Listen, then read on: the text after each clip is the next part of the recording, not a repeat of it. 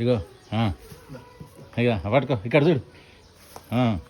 Yes yes yes భయపడకు ఏమనకు. అది భయపడుతుంది, అదే చెప్తున్నా. ఎందుకు భయపడుతున్నావు? అది ఇంకా భయపడుతుంది. చూడు అప్పుడు దాని సూపులే తెలుస్తున్నాయి.